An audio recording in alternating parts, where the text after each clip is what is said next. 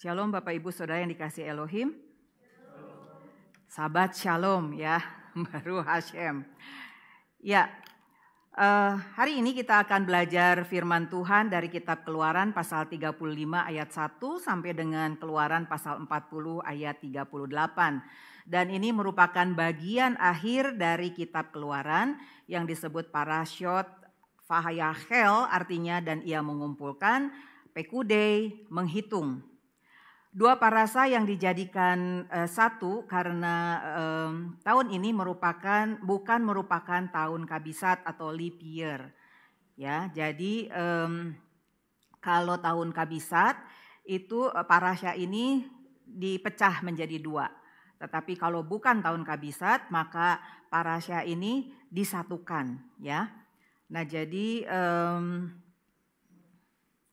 kedua parasa ini merupakan pelaksanaan dari 3 parashiot sebelumnya, yaitu Terumah, Tetsafeh, dan Kitisa.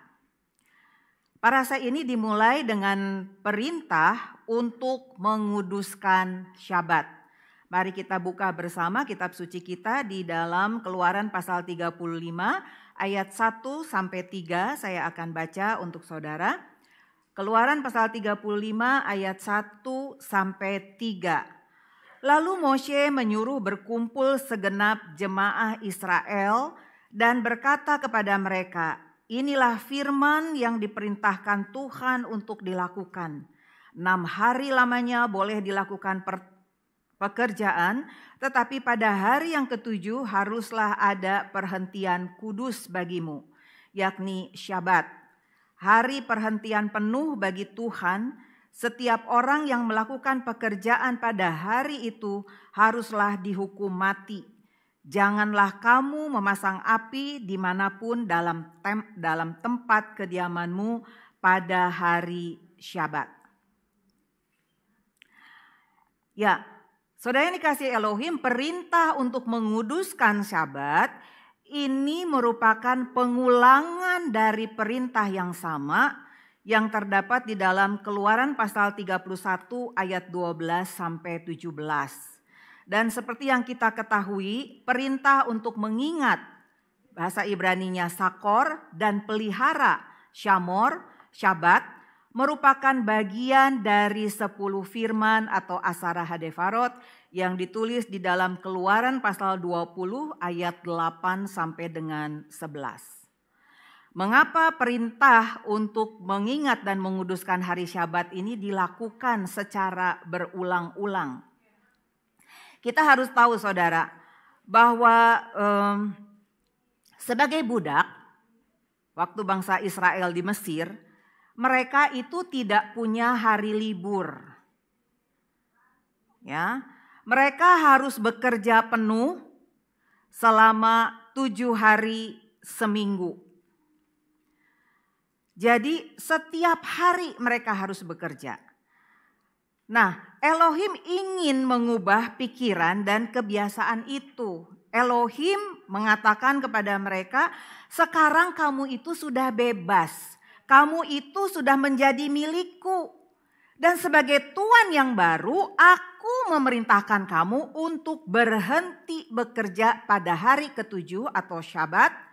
Nikmati hasil pekerjaanmu seperti aku juga menikmati hasil pekerjaanku ketika aku menciptakan langit, bumi, dan seluruh isinya.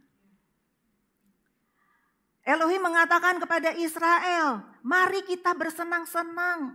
Ini saatnya bagi kita untuk bersenang-senang. Menikmati hubungan dengan aku, menikmati hubungan dengan keluargamu, dengan saudara-saudaramu, dengan teman-temanmu, dengan merayakan Syabat. Kita mundur sebentar ke Keluaran pasal 31 ayat 16 sampai 17 ya. Ini merupakan perintah juga untuk mengingat dan menguduskan hari Syabat. Keluaran pasal 31 ayat 16 sampai 17. Maka haruslah orang Israel memelihara hari Syabat dengan merayakan Syabat turun-temurun menjadi perjanjian kekal antara aku dan orang Israel. maka inilah suatu peringatan untuk selama-lamanya. Sebab 6 hari lamanya Tuhan menjadikan langit dan bumi, dan pada hari yang ketujuh ia berhenti bekerja untuk beristirahat. Beristirahat di sini dalam bahasa Ibraninya itu adalah syafat. Ya. Jadi dengan bersyafat, dengan bersabat, kita disegarkan kembali. Tadi kita sudah melantunkan Veshamru. Di situ dibilang syabat fai nafas. Ya. Jadi sabat fai nafas itu artinya apa? Dengan bersabat kita itu disegarkan kembali. Kita itu di refresh. Fai nafas itu refresh, disegarkan kembali. Tuhan ingin agar bangsa Israel itu menikmati kebebasan kamu. Tidak ada lagi yang menghalangi untuk datang kepadaku. Menikmati hubungan kita. Dan ketika kamu menikmati hubungan kita, kata Elohim, maka kamu akan di-refresh. Kamu akan disegarkan kembali. Sehingga kamu akan menjadi kuat untuk menjalani hari-hari di dalam hidupmu. Saudara bisa bayangkan apabila kita bekerja tanpa hari libur, apabila anak-anak kita juga sekolah tanpa hari libur, apa yang akan terjadi saudara? Yang akan terjadi adalah stres. Ya. Orang-orang tidak akan melihat muka-muka yang cerah begitu, yang memancarkan Shekinah glory. Tetapi mereka akan melihat muka-muka yang letih, muka-muka yang lesu, muka-muka yang seolah tanpa harapan. Jadi saudara, apabila di antara Anda ada yang tidak melakukan sabat, ya, ingat sabat itu dimulainya dari kapan? Jumat petang sampai dengan Sabtu petang. Jadi apabila di antara kita ada yang tidak melakukan sabat, artinya apa? Artinya saudara belum menjadi orang merdeka. Saudara itu masih menjadi budak. Lalu kalau saudara belum merdeka, saudara menjadi budak, apa artinya kematian Yeshua HaMasyiah bagi saudara? Mungkin saudara mengatakan, Bu, kalau Sabtu itu saya kerja, harus masuk kantor, Bu. Dan itu peraturan dari kantor, Bu. Kalau aku tidak ikut peraturan, maka resikonya aku dipecat. Saya katakan tadi sabat itu dimulai dari Jumat petang. Kalau Sabtu kamu masih kerja, Jumat kamu bisa melakukan eres Syabat. Hari Sabtu setelah kamu pulang kerja, kamu tetap bisa melakukan hafdalah. Ada banyak mutiara yang kita dapatkan ketika kita melakukan eres Syabat, ketika kita melakukan sakarit Sabat, ketika kita melakukan hafdalah, saudara. Saya masih ingat ketika Pak Ben pulang dari Israel setelah belajar di bersama dengan Shlomo Hisak. Saya lupa bahasa Inggrisnya apa, daripada saya salah udah saya katakan aja. Pemimpinnya itu adalah jadi summer course yang dipimpin oleh Rabi ya Pak Ben. Dr. Shlomo Hisak. Jadi di sana itu Pak Ben tuh diajarkan untuk mengenal Syabat, eres Syabat. Jadi ketika beliau pulang ke Indonesia, ya, beliau menyebarkan eres Syabat ini karena beliau katakan ini merupakan satu permata, merupakan satu mutiara yang hilang dari lingkungan orang Kristen. Dan aku ingin membagikannya, saudara. Bayangkan yang mengalami eres Syabat Pak Ben sendiri. Dia meminta saya untuk melakukan persiapan eres Syabat. Saya nggak pernah lihat video, saya nggak pernah mengalami sendiri. Ya, jadi lucu sekali waktu itu, saudara. Jemaat yang diundang juga terbingung-bingung, ini apa sih? Seperti itu ya. Tetapi saudara, kalau waktu itu kita putus asa, Saya dikritik terus sama Pak Ben. Kamu tuh kurang ini dalam persiapannya, kamu tuh kurang itu dalam persiapannya. Aduh, saya mengeluh kepada Tuhan. Tuhan, kalau ini perintahmu, kenapa aku melakukannya dengan berbeban berat, saudara? Ya karena saya belum tahu, tapi terus saya bilang kepada Tuhan, kalau ini memang perintahmu, aku minta hikmat Tuhan supaya aku bisa melakukannya dengan sukacita. Dan ketika apa yang kita lakukan itu menjadi berkat bagi orang lain, memberkati orang banyak, saudara. Coba kalau waktu itu saya putus asa, saya bilang peduli amat, emang gue pikirin yang ikut RF Syabat kan Pak Ben. Udah Pak Ben aja yang siapin sendiri. Apa yang akan terjadi, saudara? Ya. Nah, jadi sama seperti bangsa Israel yang dibebaskan dari perbudakan Mesir melalui darah anak domba yang merupakan gambaran dari Yeshua HaMasyiah. Kita juga, saudara dan saya, sudah dibebaskan dari perbudakan dosa melalui kematian sang anak domba Pesak Yeshua HaMasyiah. Jadi jangan bilang itu kan untuk Israel, Bu. Itu kan untuk Israel, Pak. Ya, kita kan bangsa-bangsa. Halo. Sekali lagi saya ingatkan, baca Roma pasal 11 ayat 17 sampai 18, saudara. Perjalanan bangsa Israel adalah perjalanan saudara dan saya. Kita sama-sama menuju tanah perjanjian, the kingdom of God, saudara. Saudara mungkin masih ingat khotbah Bapak Gembala dalam Parasat Mispatim. Ada nggak yang masih ingat di sini? Apa yang dikatakan oleh Bapak Gembala? Beliau mengatakan keselamatan bukan merupakan akhir dari perjalanan saudara dan saya sebagai anak-anak Tuhan. Keselamatan justru merupakan langkah awal, first step. Akhirnya adalah the kingdom of God. Kerajaan Tuhan di mana? Di surga. Di surga sudah jelas kerajaan Tuhan. Bukan di surga tetapi sekarang di bumi ketika saudara dan saya hidup sebagai anak-anak Elohim. Lalu bagaimana caranya untuk menciptakan the kingdom of God di bumi?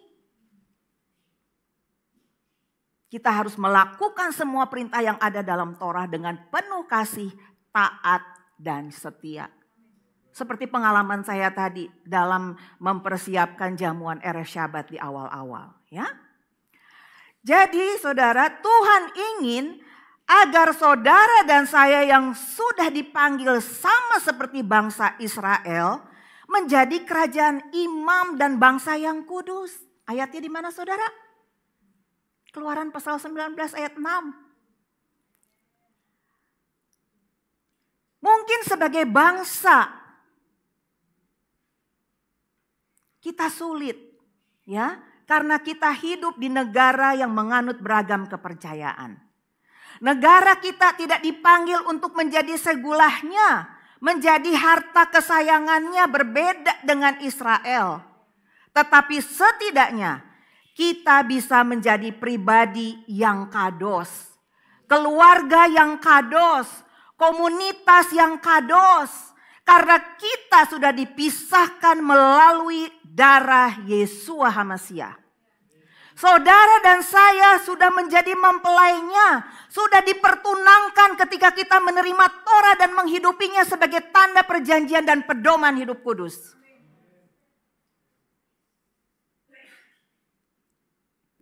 Ingat saudara bahwa Adonai Elohim memberikan Torah itu sebagai pertama, tanda perjanjian. Kedua, pedoman hidup kudus. Amsal pasal 29 ayat 18 itu dikatakan, bila tidak ada wahyu, menjadi liarlah rakyat. Berbahagialah orang yang berpegang pada hukum. Kalau saudara cek hukum dalam bahasa Ibrani, di situ dikatakan Torah. Nah, dengan membaca ayat ini, apakah saudara percaya bahwa Torah sudah dibatalkan? Mengapa banyak orang Kristen yang hidupnya berantakan, saudara? Kehidupan mereka begitu liar, melawan hukum, tidak menghormati orang tua, menjadi penyembah berhala, korupsi, menjadi pembunuh, pencuri, penzina, pecundang, sebut apalagi saudara. Karena mereka diajarkan bahwa Torah sudah dibatalkan. Saudara tahu, saya kan sudah bilang saya ini termasuk orang yang kuno. Ya, jadi ketika orang sudah berlangganan e-newspaper misalnya gitu ya, saya di rumah masih tetap langganan harian Kompas berupa lembaran begitu saudara. Ya, dan ketika saya membaca berita gitu, headingnya begitu ya, misalnya seseorang ditangkap tangan oleh KPK begitu, saya penasaran namanya siapa ya? Padahal saya nggak kenal dengan orang itu. Tapi hati saya deg-degan. Kenapa? Karena saya takut bahwa orang yang ditangkap tangan oleh KPK itu adalah orang Kristen. Ya. Kemudian ada berita pembunuhan, ada berita pengeroyokan, ada berita pokoknya mah. Saya cari namanya siapa.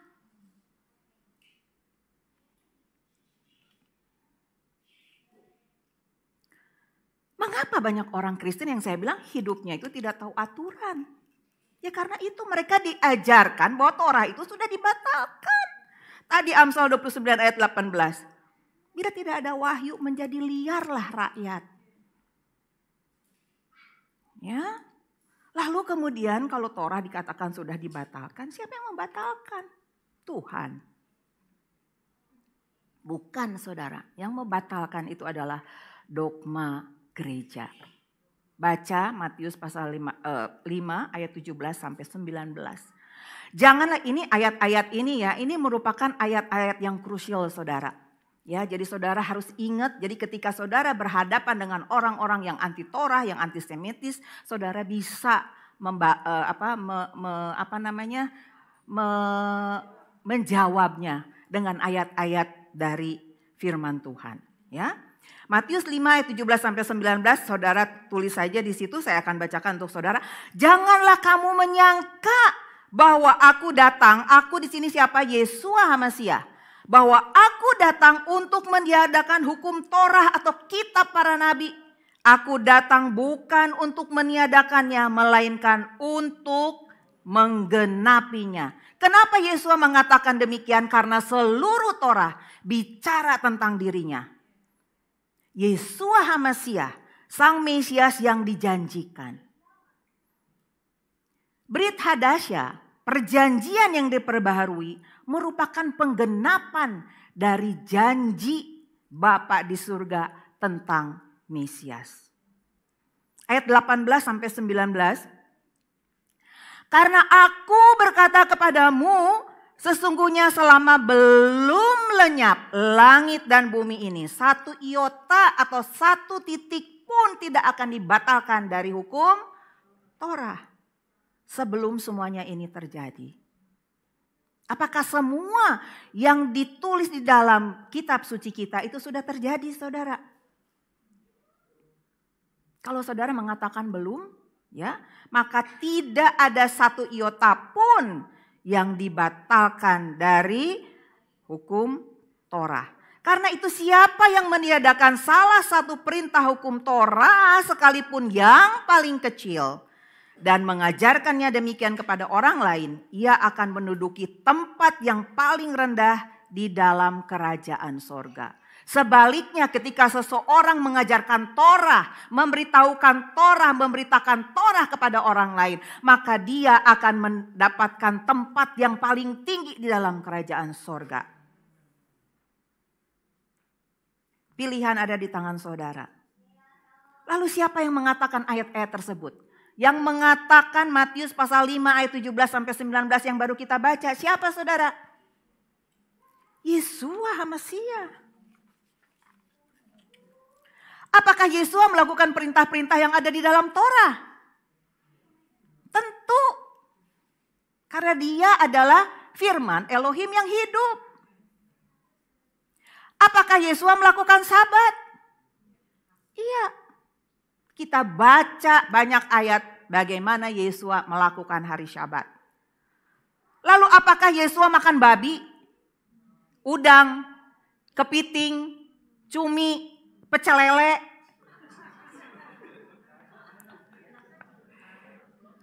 Saya berharap yang ketawa itu ya adalah orang-orang yang makan pecel lele. Enggak saudara, ya pecel ayam oke lah. Pecel ayam kosher, pecel lele itu tamei saudara. Kenapa? Karena lele tidak bersisik ya. Dia bersirip ada, tapi dia tidak bersisik. Saudara tahu lele hidupnya di mana? Di lumpur. Apa yang dia makan? Ya itu plankton-plankton yang ada di lumpur, kotoran-kotoran yang ada di lumpur. Udang hidup di mana saudara? Apa yang dia makan? Ya itu, sisa-sisa. Makanya banyak orang kan kalau yang makan udang, alergi udang gitu ya. Babi saudara, hidup di mana? Iya, saudara mendengarkan program Tekiyah 2 Selasa yang lalu, bukan Selasa. Selasa yang ini juga bicara, maksudnya Selasa yang lalu, minggu ini kan sekarang Sabtu ya. Selasanya itu memang bicara juga masih tentang khasir ya. Tapi babi yang sudah kosher. Tapi di Selasa sebelumnya itu dibahas tentang babi. Kenapa babi itu disebut binatang kotor? Siapa yang dengerin? Saya sekarang mau dengerin dulu Gantian saya mau diam, saudara yang bicara. Coba, kenapa babi dikatakan binatang tamei?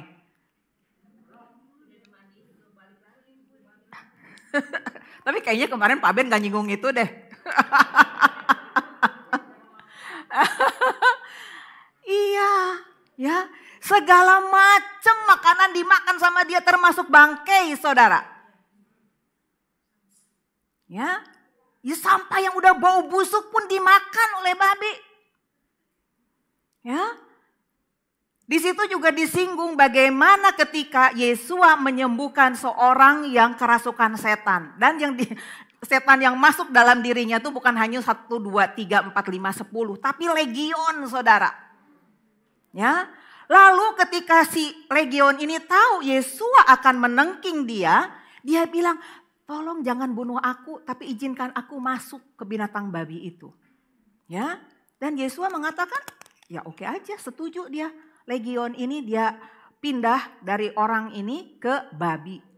Saudara, ada berapa babi yang mati? 2.000 saudara. Ketahuan saudara tidak dengerin Tekiyah. Ya, ada 2.000 babi. Saudara tahu harga satu babi berapa? Ada orang yang mengatakan 1,5 juta itu yang paling murah saudara. Saya nggak tahu yang mahal berapa. Ini 2.000 kali 1,5 juta berapa? Tapi di situ kita baca nggak yang punya protesnya kepada Yesua? Tidak. Kenapa saudara? Karena sebetulnya memelihara babi pun juga dilarang. Siapa yang memelihara babi? Orang-orang Yahudi. Kok bisa orang-orang Yahudi? Saudara masih ingat waktu Hanukkah? Ya, banyak orang Yahudi kan yang takut dibunuh. Akhirnya mereka memilih ikut aja gaya hidup Romawi, ikut aja gaya hidup Yunani. Ya. Jadi kalau kita mengenal sekarang Yahudi Mesianik, maka waktu itu orang Yahudi yang memelihara babi disebut Yahudi Helenis. Kenapa mereka nggak berani protes? Karena dilarang, para rabi melarang. Jadi waktu babinya mati, mereka cuma bilang, udah Yesua silakan pergi aja, jangan ganggu lagi kami. Kenapa? Iya saudara. Ya, saya pernah menghadiri sebuah ibadah. Mendampingi suami saya. Itu juga karena suami saya diundang.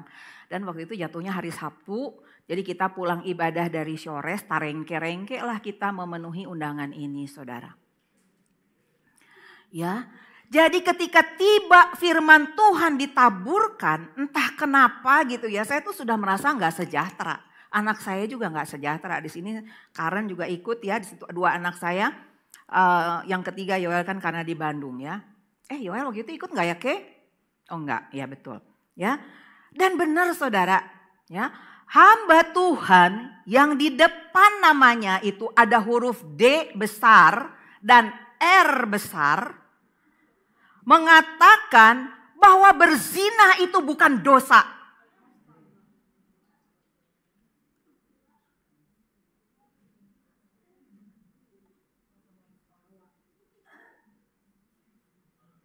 Hamba Tuhan itu mengatakannya tidak hanya satu kali, tetapi berkali-kali. Rasanya saya tuh sudah ingin berdiri ya dan berkata kepadanya, "Hei kamu, buka kitab sucimu. Tunjukkan pada saya ayat yang mengatakan bahwa berzinah itu bukan dosa." Ya, tapi kan saya juga saya juga istilah nggak mungkin saya mempermalukan dia di depan orang banyak, saudara. Akhirnya apa yang saya lakukan? Saya tengkingin aja. Saya bilang, Tuhan, ya, sembunyikan jemaat yang hadir saat ini di balik kuasa kebenaran firman-Mu. Dan yang bukan firman Tuhan, biarlah itu balik lagi kepada dia. Saya bilang begitu. Enak banget kalau sudah suruh berlalu. Ya enggak lah, balik lagi sama orang yang ngomong.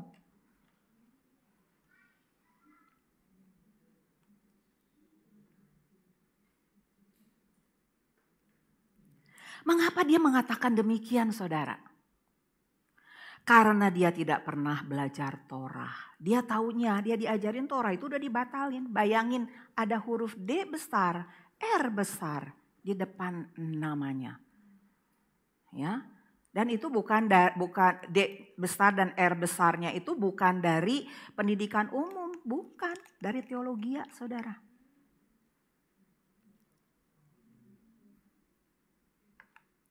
Jadi dia menganggap bahwa Torah itu sudah tidak berlaku lagi. 10 firman Tuhan, Asara Hadefarot, kan adanya di Torah. Keluaran 20 ayat 1-17. Saya berpikir di Alkitab dia itu tidak ada Amsal pasal 29 ayat 18. Saya juga berpikir di Alkitabnya dia itu juga tidak ada Yesua yang mengajarkan tentang 10 firman. Salah satunya adalah Matius pasal 19 ayat 18. Kata Yesua, jangan membunuh, jangan berzinah, jangan mencuri, jangan mengucapkan saksi dusta. Baca kitab sucimu dengan baik-baik, saudara. Ya, apabila para hamba Tuhan mengajarkan demikian, pantas saja banyak orang Kristen yang menjadi pelakor. Saudara tahu singkatan apa pelakor? Saya menciptakan satu istilah baru. Kalau itu pelakor, saya bilang perisor. Pengganggu istri orang, perebut istri orang. Kalau saudara nggak tahu, pelakor kan laki orang. Ya bukan hanya laki kan yang direbut, istri juga. Jadi saya bilang ada pelakor, ada perisor. Kawin cerai, bergaya hidup hedonis, memamerkan kekayaan hasil korupsi. Bergaya hidup hedonis dengan saling berganti pasangan, tidak menjaga kekudusan dan tidak menghormati lembaga pernikahan. Padahal siapa yang menciptakan pernikahan? Idenya dari mana pernikahan? Dari Adonai Elohim sendiri, saudara.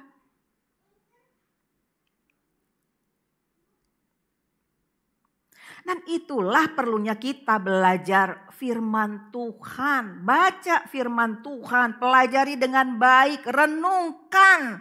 Jadi jangan hanya mendengar apa kata orang sekalipun dia seorang hamba Tuhan. Karena itu saudara, nggak gampang jadi hamba Tuhan ya. Karena dia harus menyampaikan kebenaran firman Tuhan kan. Sebelum dia sampaikan, bagaimana dengan hidupnya? Karena Tuhan mengatakan firman Tuhan itu seperti pedang bermata dua. Sebelum dia menusuk orang lain, dia menusuk orang yang mempersiapkannya dulu.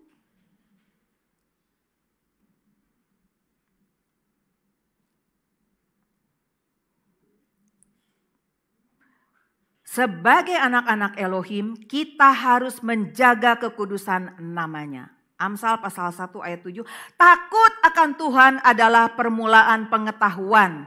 Tetapi orang bodoh menghina hikmat dan didikan. Kita takut kepada Tuhan karena Dia begitu agung, saudara. Dia begitu perkasa, Dia begitu dahsyat, Dia begitu luar biasa sehingga kita kagum akan Dia. Ku kagum hormat akan Engkau. Ada lagunya kan? Ya. Karena Dia adalah Raja di atas segala raja, Dia adalah Tuhan di atas segala Tuhan. Jadi sekali lagi saudara, melakukan Syabat itu merupakan perintah dari Adonai Elohim. Ketika kita melakukannya, kita ingin mengatakan bahwa aku adalah orang merdeka. Aku bukan lagi budak. Karena itu aku ingin melakukan Sabat. Aku rindu akan Sabat. Karena ketika Sabat itu merupakan tiba waktunya bagi aku untuk merefresh hidup aku. Ya. Jadi bukan lagi dijadikan beban. Makanya saya suka marah gitu kalau ada anak-anak saya yang membuat janji itu di hari Jumat malam. Kecuali kalau misalnya dia memang kursus begitu ya. Atau dia belajar sekolah gitu dijadwalin Jumat malam. Ya mau gak mau. Seperti yang pernah saya katakan juga, kami melakukan RF Syabat itu jarang sekali bisa dilakukan jam 6. Enggak. Kadang jam 8, jam 9. Sekumpulnya anak-anak di rumah. Ya, baru kemudian kita melakukan RF Syabat. Ya. Nah,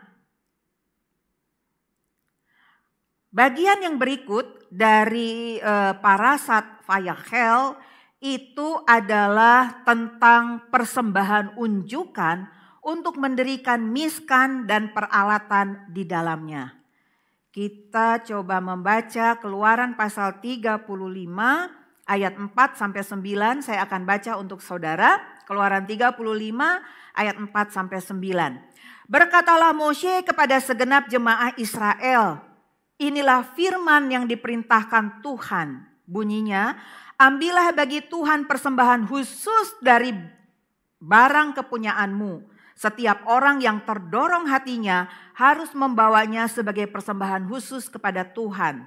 Emas, perak, tembaga, kain ungu tua, kain ungu muda, kain kirmisi, lenan halus bulu kambing, kulit domba jantan yang diwarnai merah, kulit-kulit lumba-lumba, kayu penaga, minyak untuk penerangan, rempah-rempah untuk minyak urapan, dan untuk ukupan dari wangi-wangian. Permata krisopras dan permata tatahan untuk baju efod dan untuk tutup dada. Ya. Kalau kita membaca ayat-ayat tadi, kita tahu bahwa ada banyak bahan yang diperlukan untuk membuat miskan atau kemah suci dan peralatan yang ada di dalamnya. Dan kita juga tahu bahwa banyak orang ya, Moshe itu dia memerlukan banyak orang untuk membuat miskan. Banyak orang dengan talentanya masing-masing. Ada perempuan yang bisa memintal dan sebagainya. Ya. Jadi semuanya kita baca tadi memberikan harta miliknya dengan sukarela dan sukacita. Bukan hanya memberikan hartanya, tetapi juga memberikan dirinya. Perempuan maupun laki-laki bekerja bersama, saling mendukung, saling melengkapi sesuai dengan talentanya masing-masing untuk membuat rumah bagi Elohim. Kemudian kita juga membaca bahwa kemudian Elohim menunjuk Betsalel ben Uri ben Hur. Siapa Hur? Hur, dia dari suku Yehuda. Dia salah satu orang yang menopang tangan Moshe ketika bangsa Israel berperang melawan bangsa Amalek. Satu tangan Moshe ditopang oleh Hur, satu tangan Moshe ditopang oleh Aharon. Ya. Jadi Betsalel ini dia dari suku Yehuda. Adonai Elohim menunjuk dia dan memenuhinya dengan roh Elohim. Dengan keahlian, kokmah, pengertian, bin Ah, dan pengetahuan Daat. Dan kita tahu Yehuda adalah suku yang besar. Kejadian pasal 49 ayat 10 di situ dikatakan bahwa tongkat kerajaan tidak akan beranjak daripadanya. Lambang pemerintahan ada di kakinya. Dan semua ayat firman Tuhan itu digenapi. Kita melihat David, raja terbesar yang pernah dimiliki oleh bangsa Israel. Dia berasal dari suku Yehuda. Kalau David raja terbesar, lalu Yesua apa?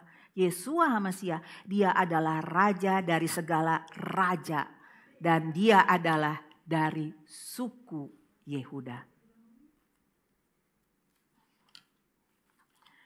Dan Betsalel ini dia tidak bisa bekerja sendirian. Ya, dia didampingi oleh Oholiab dari suku Dan. Kalau suku Yehuda dikatakan sebagai suku yang besar, maka suku Dan dikatakan sebagai suku yang kecil. Jadi ini merupakan paduan yang luar biasa, saudara. Karena itu saudara jangan kecil hati, jangan malu dengan keadaan dirimu. Mungkin di hadapan manusia saudara bukan siapa-siapa. Tetapi ketika Tuhan mau memakai saudara, siapa yang bisa menghalangi? Karena itu lakukanlah semua pekerjaan yang Tuhan berikan kepada kita dengan penuh tanggung jawab. Sehingga orang bisa melihat ada Tuhan yang begitu besar di balik pekerjaan yang kita lakukan. Karena mereka melihat, si Ira tuh orangnya, sebetulnya orangnya tuh aduh kayak begini. Tapi kalau Tuhan sudah pakai. Demikian juga dengan saudara. Ketika Tuhan sudah memakai saudara, dia akan melengkapi saudara. Sehingga kehidupan saudara itu akan memancarkan sinar kemuliaannya saudara. Apabila saudara melakukan pekerjaan saudara dengan sungguh-sungguh. Ya.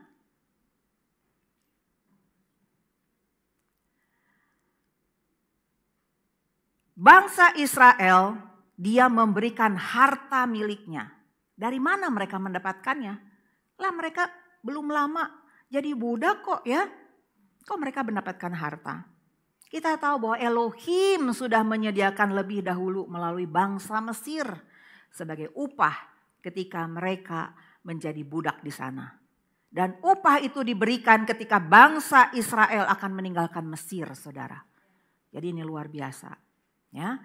Jadi di sini kita belajar bahwa Elohim yang disembah oleh bangsa Israel, Elohim Abraham, Elohim Yitzhak, Elohim Yaakov. Elohim yang kita sembah adalah Elohim yang menyediakan. Elohim yang memberi terlebih dahulu baru kemudian dia minta. Berapa banyak yang Elohim minta, saudara? Ya. 10%, saudara. Dan saudara harus ingat. Di setiap harta yang Tuhan berikan kepada saudara, itu ada haknya Tuhan. Di setiap harta yang Tuhan berikan kepada saudara, itu ada haknya orang miskin, saudara. Kalau kata orang Sunda, tong dikekepan sorangan. Karena itu bukan milikmu, itu berasal dari Tuhan. Kembalikan kepada Tuhan 10%. Kembalikan kepada orang miskin. Di dalam Parasat Terumah, Bapak Gembala juga sudah mengajarkan kepada kita bangsa Israel sampai sekarang dia memberikan sedekah lebih dari 10%. Bisa sampai 31%. Lah ini 10% aja. Aduh dihitung-hitung dulu. Kayak begitunya. Akhirnya bulan berlalu 10%-nya tetap dikekepan. Bulan depan sama saudara. Terus nanti satu saat ketika saudara mendapati bahwa uang yang saudara miliki yang biasanya cukup, kok tiba-tiba jadi gak cukup. Salahnya dikekepan sorangan ya. Gak tahu ngerti atau enggak ya. Karena itu saudara jangan pelit. Berikan apa yang menjadi haknya Tuhan. Imamat 27 ayat 30, demikian juga segala persembahan persepuluhan dari tanah, baik dari hasil benih di tanah maupun dari pohon-pohonan adalah milik Tuhan. Itulah persembahan kudus bagi Tuhan. Saya mau cerita pengalaman lagi ketika saya diutus melayani di Purwokerto. Ya, waktu itu sebulan tuh saya bisa sampai 2 kali saudara ke Purwokerto. Ya, bergantian dengan yang lain, salah satunya itu adalah Pak Penatua Yusak Haryanto. Lalu saudara, jemaat di Purwokerto ini adalah jemaat yang sederhana. Ada satu orang yang sebetulnya bukan kebun miliknya ya, tapi dia dipercaya untuk menjaga, mengelola kebun itu. Lalu ketika saya datang ke sana, dia itu sedang panen buah mangga saudara. Kemudian dia sedang panen kelapa. Kemudian dia juga sedang panen beras ketan. Lalu mereka bilang, Bu Ira kapan pulang? Nanti sore naik kereta api yang jam 7 yang kereta api dari Jogja. Terus apa yang dia lakukan? Dia bungkusin tuh kelapa. Dia bungkusin kelapa. Dia taliin bukan dibungkusin. Dia taliin itu kelapa. Mending kalau 2 biji gitunya. Ini mah sampai 6 biji saudara. Terus buah mangga dia masukin ke kantong kresek. Terus itu ketan dia masukin ke kantong kresek. Saya pikir gimana caranya saya bawa. Lah orang saya ke sana saya cuma bawa tas itu, satu tas tangan, satu lagi tas isi Alkitab. Lah saya mesti nenteng ini segini banyak, kumaha carana. Saya pulangnya naik kereta api, bukan naik mobil pribadi. Tapi kan saya kan gak mungkin menolak ya, karena mereka memberikannya tuh dengan penuh kasih. Mereka bilang, Bu Ira maaf ya saya gak bisa kasih uang, tapi saya mau kasih ini mangga, saya mau kasih ini kelapa, saya mau kasih ini namanya beras ketan. Karena ini adalah hasil panen pertama. Tega gak saudara tinggalin itu? Tapi terus saya pikir begini, itu tadi. Saya perempuan sendirian, begitunya angka ribu mesti bawa kelapa. Bagaimana? Oh jangan-jangan mesti dikesiniin kali kelapanya. Itu kalau 2, ini 6 saudara, diikat-ikat 2-2. Oh ditaliin 6 di sini, yang ada begini kali saya ya.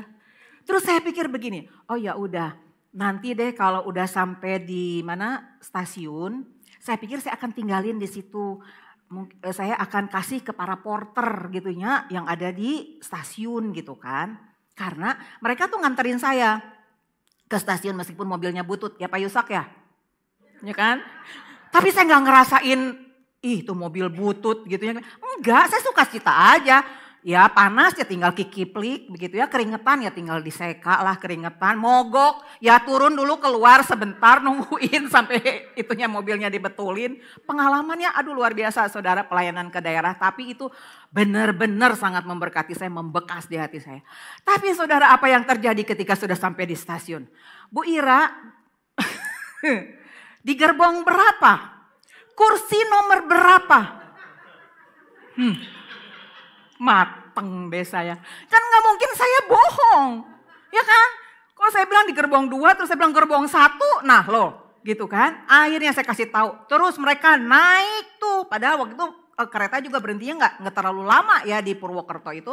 Dia naik itu ke sana. Terus dia taruhin itu semua di atas rak, di atas kursi saya. Saya tinggal mikir. Kan kalau udah sampai di situ kan sayang ya kalau ditinggalin. Saya pikir aduh sampai di Jakarta itu subuh saudara. Karena dari sana jam 7 kan ya, 6 jam perjalanan. Jadi saya mikir aduh mau gak mau saya mesti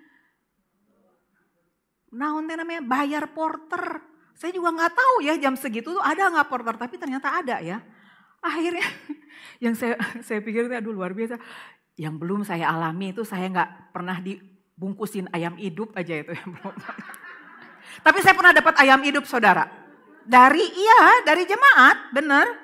Ya, sepasang ya Ke? Oh 1. Oh, 1 ekor ayam saya pernah dikasih keluarga kami. Bingung kan saya. Tapi karena itu hasil perpuluhan gitu ya. Ya udah saya terima. Terus bertelur. Netes gak ya Ke? Lupa saya. Enggak saudara. itu pengalaman yang luar biasa ya. Saking, ya itu kan firman Tuhan. Mereka ingin melakukan firman Tuhan ya. Akhirnya kelapa, mangga, ketan sampai dengan selamat di rumah saya tanpa kekurangan suatu apapun, saudara. Aduh, luar biasa ya. Nah, mengapa Elohim memerintahkan Israel untuk memberikan persembahan sulung? Untuk mengingatkan Israel bahwa yang sulung itu milik Tuhan. Kejadian pasal 4 ayat 4, Ulangan 12 ayat 6. Tetapi apa yang dilakukan bangsa Israel ketika mereka baru keluar dari Mesir? Mereka memberikan buah sulung mereka dari apa yang mereka peroleh di Mesir untuk membuat patung anak lembu emas. Waduh, ya. Jadi melalui perintah untuk memberikan persembahan sulung, Elohim ingin mengingatkan bahwa semua yang kamu punya itu dari aku, milikku, aku memberikannya kepadamu. Saudara, tahun ini banyak yang mengatakan merupakan tahun yang berat. Krisis ekonomi itu membayangi dunia. Ini sudah kita dengar menjelang akhir tahun lalu kan ya. Tapi apa yang terjadi sekarang? Apakah saudara terkena krisis ekonomi?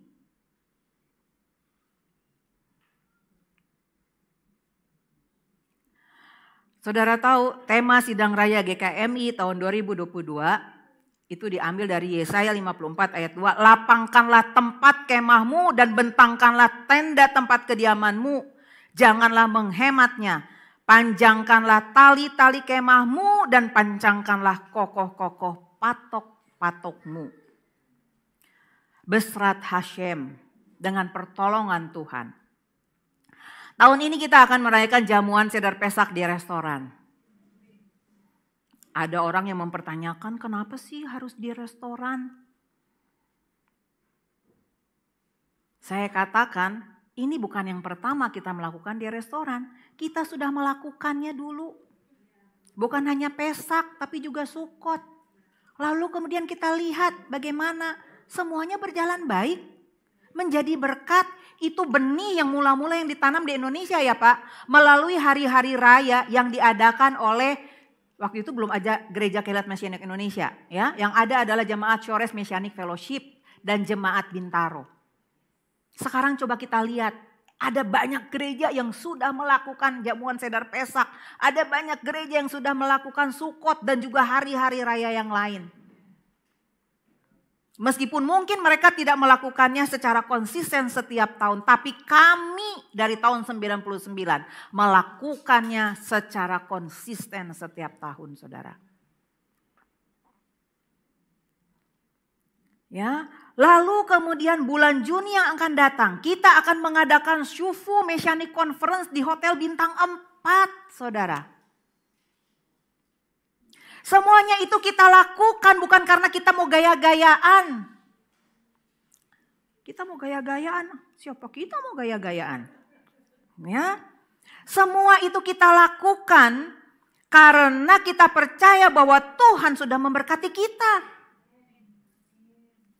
Tuhan ingin agar GKMI itu membentangkan tendanya, memanjangkan tali-tali kemahnya dan mengokohkan patoknya karena ada begitu banyak orang yang menantikan pengajaran dari Sion dan firman Tuhan dari Yerusalem. Pulau-pulau menantikan Torahnya, Yesaya 42 ayat 4, saudara. Lalu dengan adanya ayat ini, saudara masih mau tetap bersidekap, diam di rumah tanpa melakukan apa-apa?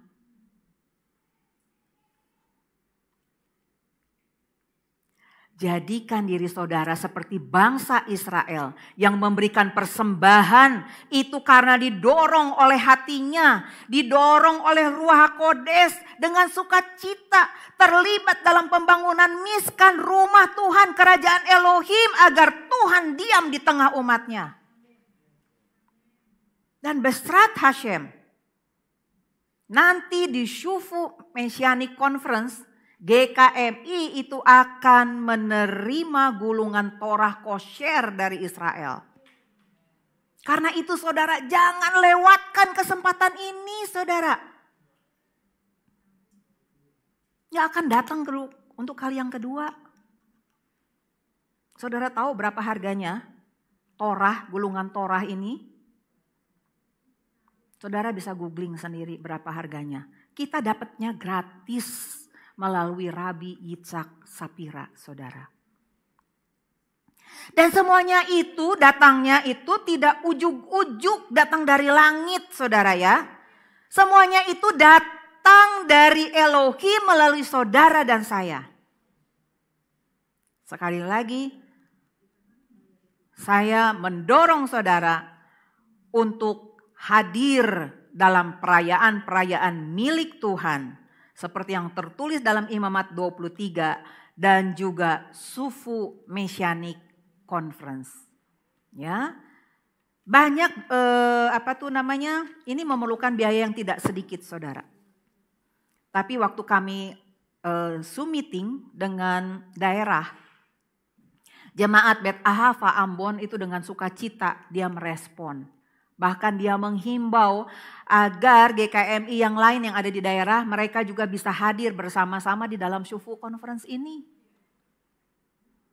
Dan Jemaat Bet Ahava Ambon ini utusannya, dia satu-satunya utusan yang datang ketika kami melakukan sidang raya bulan Agustus yang lalu saudara. Dan saudara tahu mereka datangnya naik apa? Naik kapal saudara. Kapal laut bukan kapal udara. Ya, dan yang datang itu sudah mama-mama, bukan pemuda gagah seperti Pak John Tombeng, Pak Frankie begitu ya. Seperti Sam. Ya. Nah, mungkin saat ini ada di antara saudara yang berpikir, Tuhan, saya ingin memberi. Tetapi bagaimana kalau uang saya itu tidak cukup untuk 1 bulan? Ada nggak yang pernah berpikir begitu? Firman Tuhan dalam Matius pasal 6 ayat 4. Kesusahan sehari cukup untuk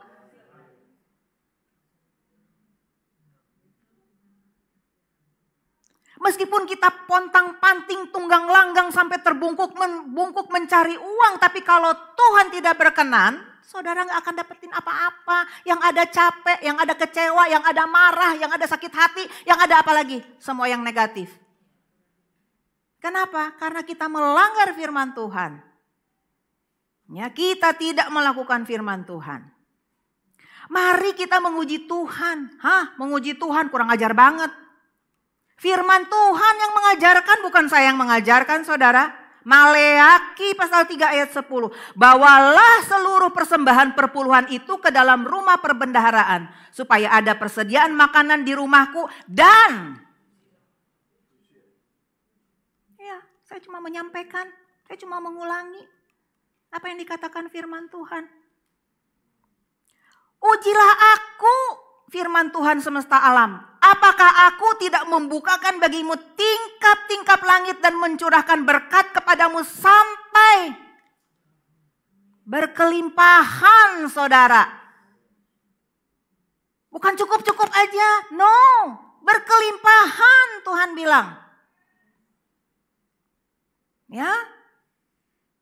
Kalau saudara belum melakukan itu, atau mungkin saudara sudah melakukan, tetapi saudara belum bisa merasakan berkat yang berkelimpahan. Tuhan bilang, ujilah aku.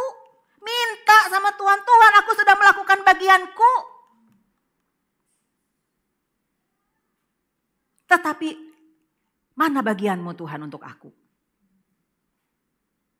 Saya tidak percaya kalau kita sudah melakukan perintah Tuhan dengan penuh kasih, dengan taat dan setia, maka Tuhan tidak memberkati kita, itu saya nggak percaya saudara.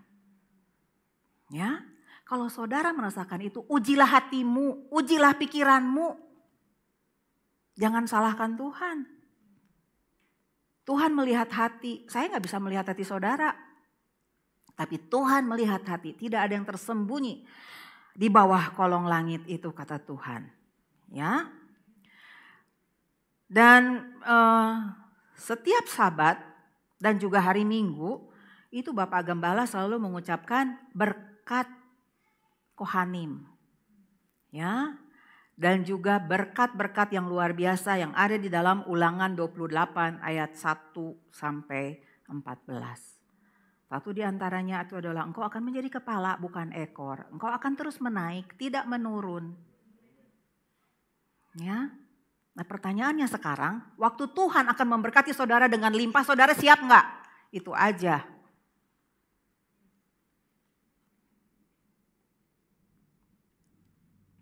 Kembali ke parasa kita, saudara.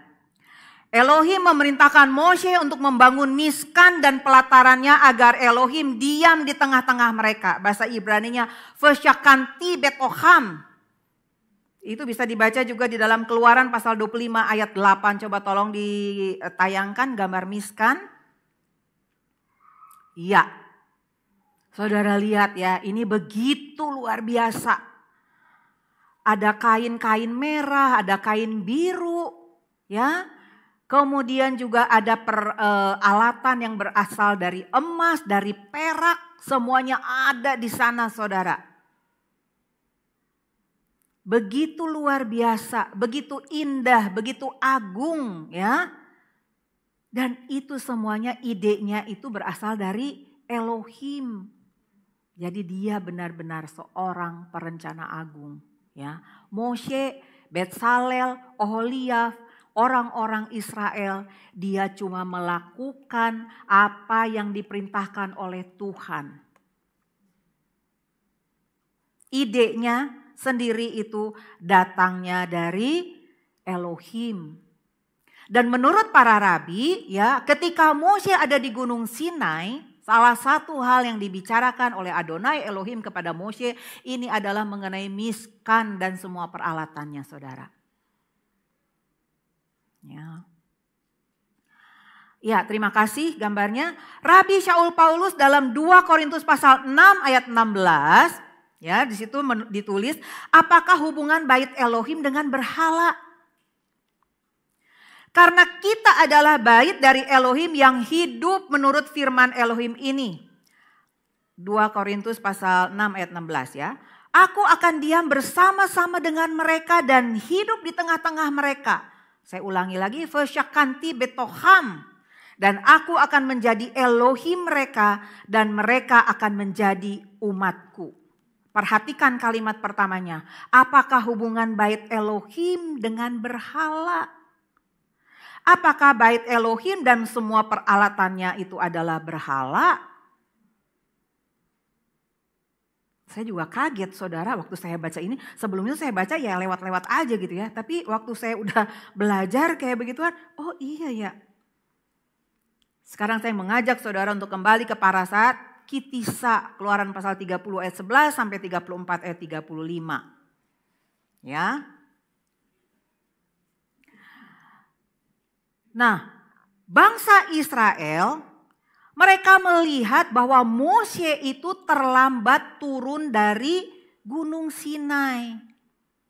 Pak Franky mengatakan terlambatnya cuma 6 jam ya Pak, menurut para rabi ya, cuma 6 jam saudara.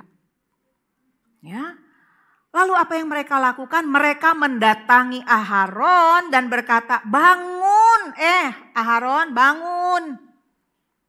Jadikan kami Tuhan yang bisa berjalan di depan kami. Karena Moshe, orang yang membawa kami keluar dari tanah Mesir, kami tidak tahu apa yang terjadi kepadanya.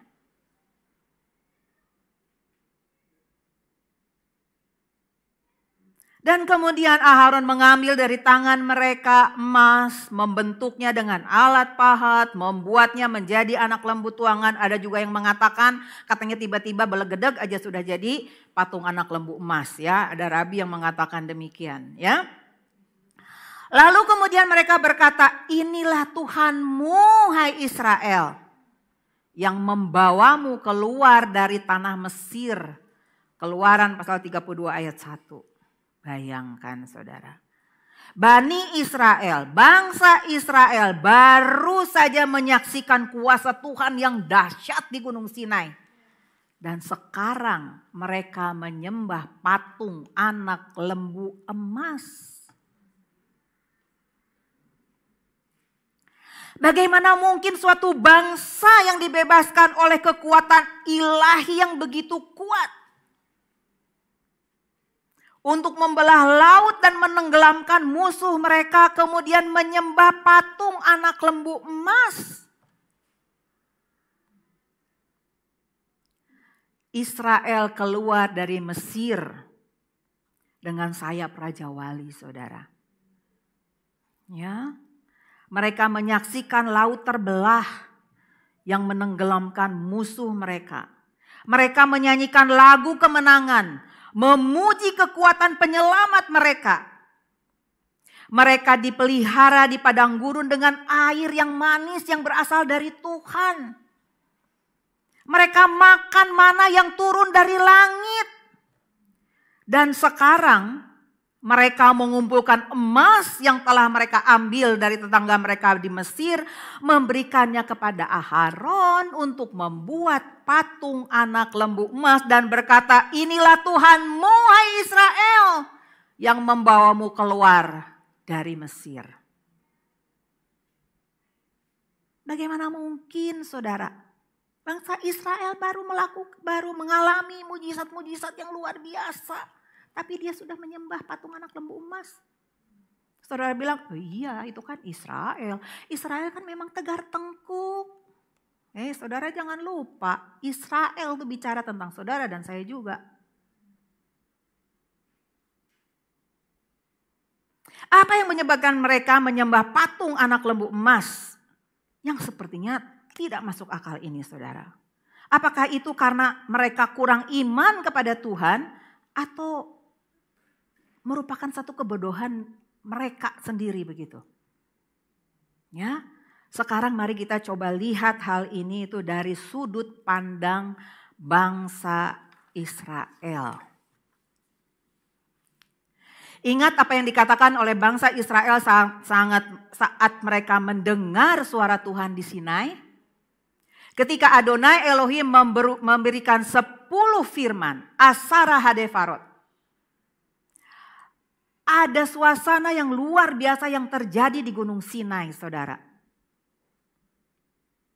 Gunung Sinai itu ditutupi oleh awan gelap yang begitu padat sehingga sinar matahari nggak bisa nembus, saudara.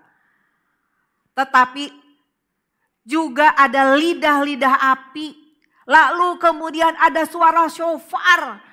Dan saya bisa membayangkan saudara waktu kita merayakan Sukot di sini aja ya. Peniup shofar itu lebih dari 1. Itu suasana itu sudah begitu luar biasa. Ini bagaimana dengan suasana yang ada di Gunung Sinai, saudara?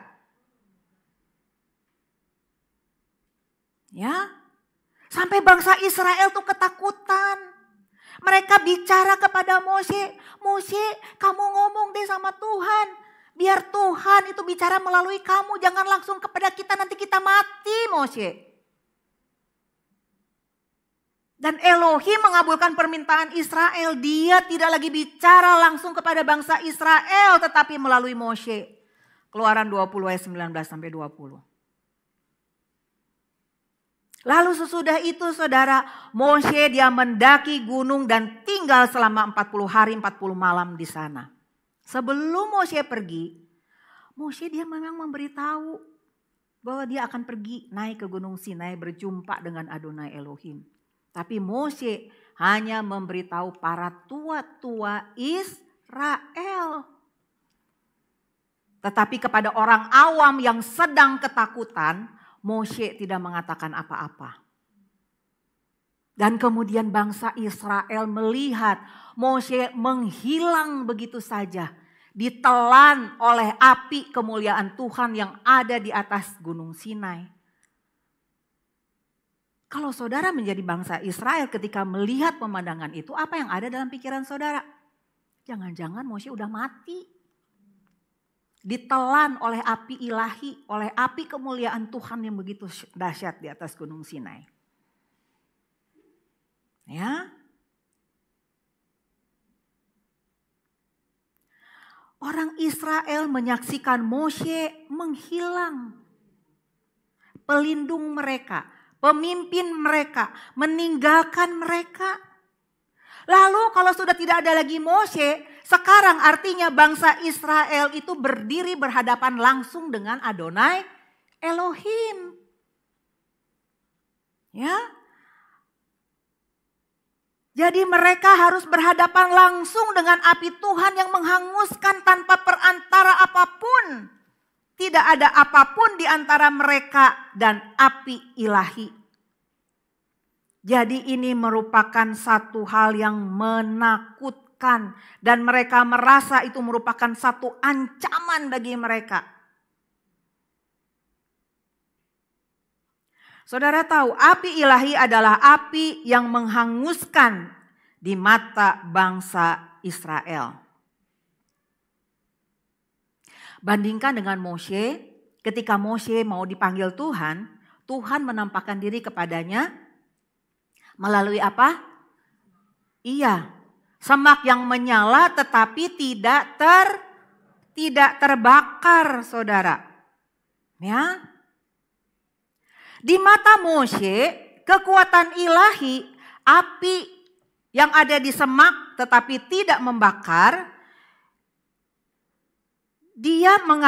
Moshe ini menganggap justru itu merupakan satu kekuatan ilahi yang akan menguatkan dia, yang akan memimpin dia, yang akan melengkapi dia. Jadi di mata Moshe, api ilahi adalah api yang tidak menghanguskan, tetapi api yang akan melengkapi dia. Tetapi sebaliknya bagi bangsa Israel, api ilahi itu akan menghanguskan mereka.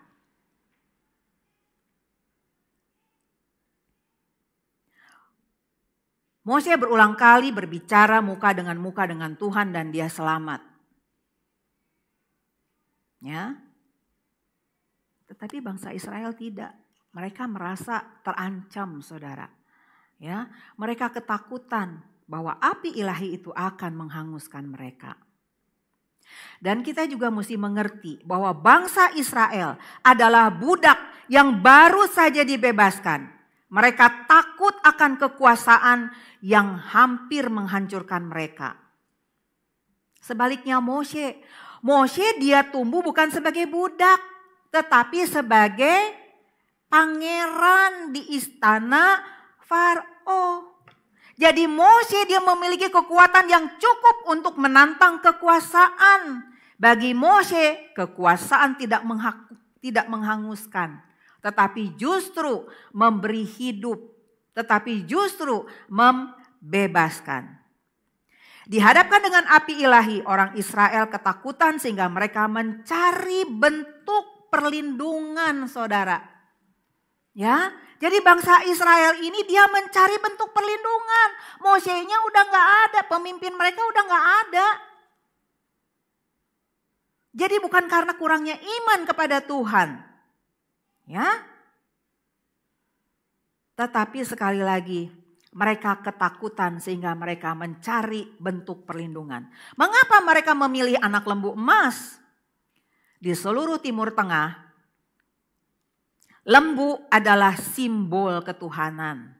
Simbol kepemimpinan, kekuatan, energi, dan kesuburan. Dengan demikian, lembu ini didewakan dan disembah, digunakan untuk mewakili Tuhan.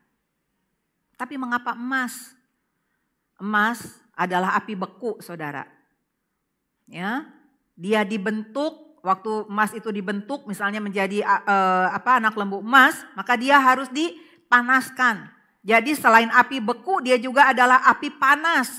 Emas itu sifatnya destruktif. Tetapi emas juga terasa dingin ketika disentuh dan tidak bergerak. Jadi ketika sudah jadi benda, kita menyentuh benda itu yang terbuat dari emas, maka kita akan merasakan itu dingin gitu ya. Karena dia merupakan tembaga, logam. Ya betul. Ya, terima kasih ya. Jadi menurut bangsa Israel jauh lebih aman untuk menyembah Tuhan yang diam daripada Tuhan yang dinamis. Ya. Dengan tidak adanya Mose, mereka perlu menjinakkan, pakai kata menjinakkan kekuatan Tuhan. Melalui pemujaan anak lembu emas, mereka mendapatkan kembali rasa aman. Membuat mereka itu tidak ditinggalkan, saudara.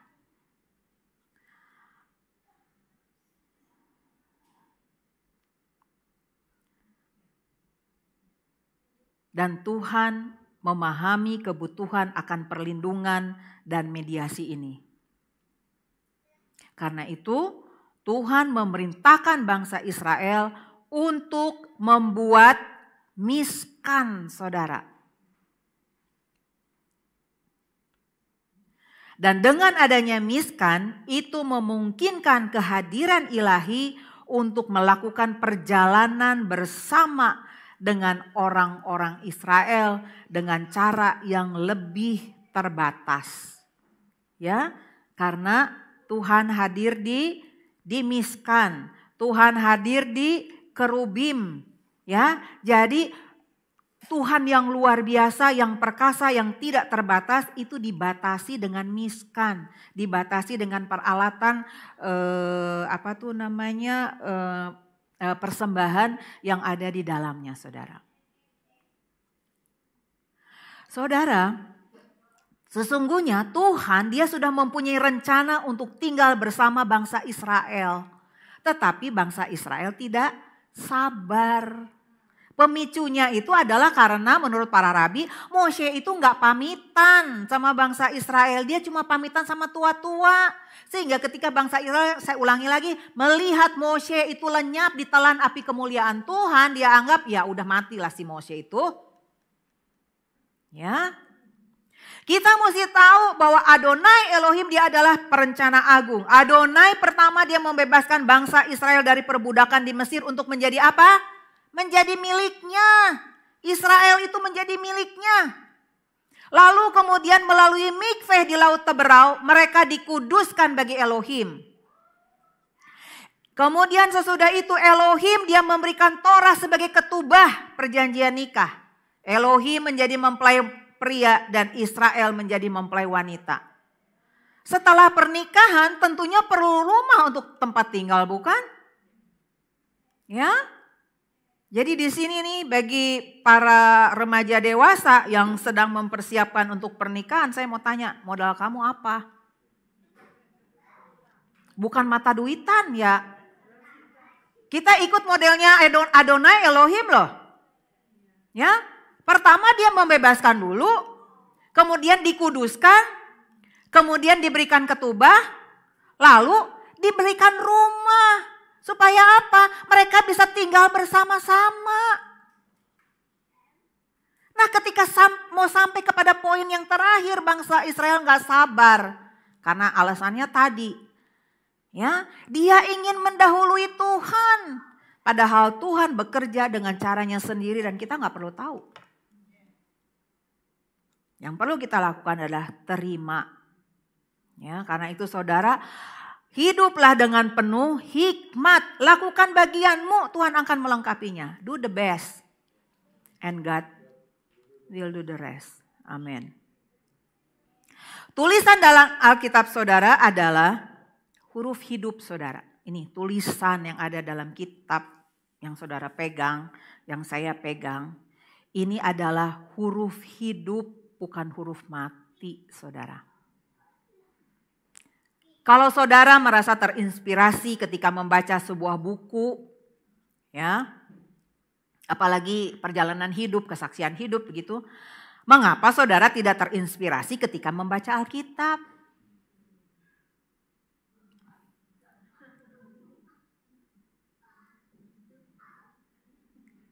Jawab sendiri. Saya nggak mau kasih tahu jawaban saya. Ya. Jadi setiap huruf, setiap ayat itu tidak akan kembali dengan sia-sia, saudara. Yesaya 55 ayat 11, demikianlah firmanku yang keluar dari mulutku. Ia tidak akan kembali kepadaku dengan sia-sia. Tetapi ia akan melakukan apa yang ku kehendaki dan akan akan berhasil dalam apa yang kusuruhkan kepadanya. Saudara yang saat ini sedang terbaring sakit, bangkit, berdiri dan muliakan Tuhan. Karena Yeshua HaMasiah sudah menanggung segala sakitmu. Yang saat ini sedang berbeban berat, putus asa, hilang arah, bangkit, berdiri dan muliakan Tuhan. Karena Dia adalah jalan kebenaran dan kehidupan. Dia adalah tempat perhentian kita. Dia adalah sahabat kita. Dia adalah syabat fayi nafas. Perhentian yang menyegarkan kita. Semua penyakit saudara dan saya, masalah saudara dan saya sudah ditanggung di atas kayu salib. Sudah dibayar lunas dengan darah yang sangat berharga, saudara. Apalagi yang harus kita minta ketika Bapa dan Yeshua sudah memberikan segalanya untuk kita? Apalagi yang harus kita minta?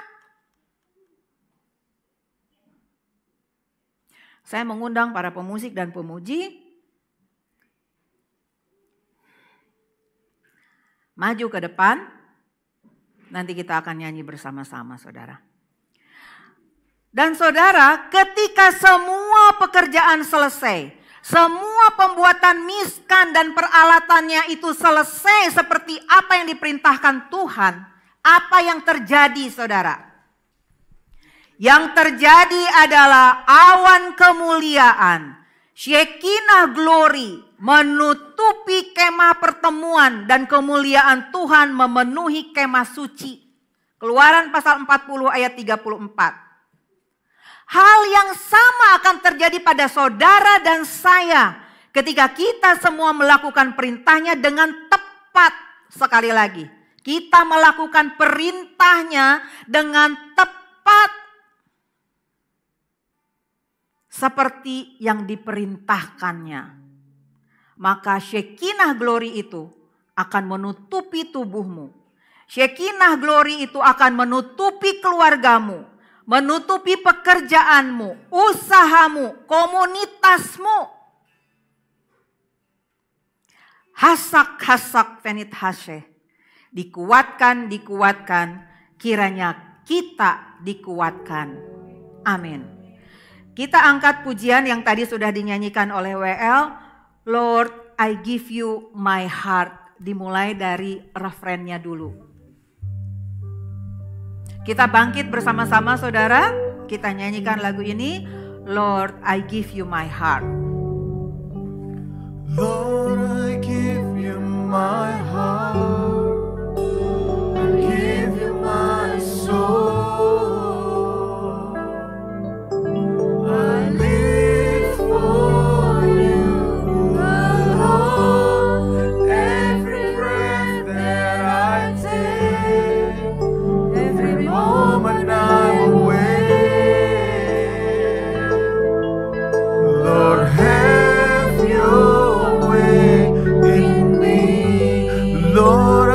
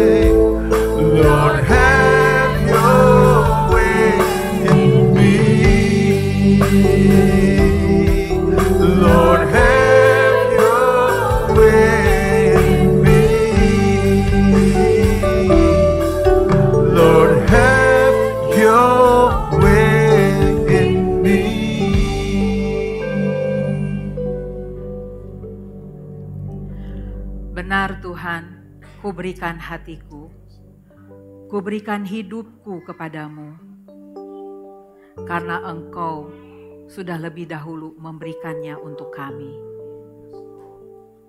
Terima kasih untuk firman-Mu yang sudah menyegarkan kami, yang sudah menguatkan kami kembali ya Tuhan, untuk hidup terus di dalam jalan-jalan yang Tuhan sudah sediakan bagi kami.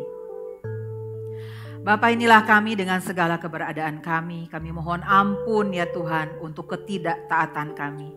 Kami mohon ampun untuk kedegilan kami. Kami mohon ampun untuk hati yang keras yang tidak mau dengar-dengaran kepada Engkau ya Tuhan. Tetapi biarlah ya Tuhan, melalui firman yang kami dengar pada siang hari ini, itu akan membuat kami kembali berbalik kepadamu ya Tuhan. Menyadari bahwa Engkau adalah satu-satunya pribadi yang luar biasa. Engkau adalah satu-satunya yang berarti bagi kami ya Tuhan. Ajar kami ya Tuhan untuk melakukan semua kebenaran firman-Mu dengan penuh kasih, dengan penuh ketaatan, dan dengan setia ya Tuhan. Supaya kami bisa menikmati berkat-berkat yang Tuhan sudah sediakan di balik semua perintah-Mu itu ya Tuhan. Terima kasih ya Tuhan untuk firman Tuhan yang sudah mengingatkan kami kembali untuk menguduskan, mengingat, dan memelihara hari Syabat. Terima kasih untuk firman Tuhan yang mengingatkan kepada kami bahwa apa yang kami miliki itu sesungguhnya adalah milik-Mu ya Tuhan. Engkau mengingatkan kami bahwa di balik ya Tuhan semua berkat yang Engkau berikan kepada kami, ada bagian milik-Mu, ada bagian orang miskin. Karena itu ajar kami supaya kami bisa seperti bangsa Israel yang memberi karena dorongan hatinya, yang memberi karena dorongan Ruach HaKodes, yang memberi dengan penuh kasih, dengan penuh sukacita, supaya apa yang kami beri itu menjadi sesuatu hal yang luar biasa di hadapan-Mu ya Tuhan. Ajar kami ya Tuhan untuk mengamini, untuk mengimani ya Tuhan setiap firman Tuhan yang kami dengar, setiap firman Tuhan yang kami baca. Karena kami percaya firman Tuhan itu hidup, firman Tuhan itu ya dan amin.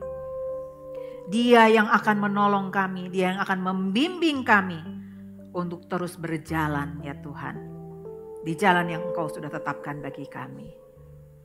Tuhan, inilah kami serahkan hidup kami, keluarga kami, komunitas kami, kehilat kami, bangsa kesayangan-Mu Israel ke dalam tangan kasih-Mu.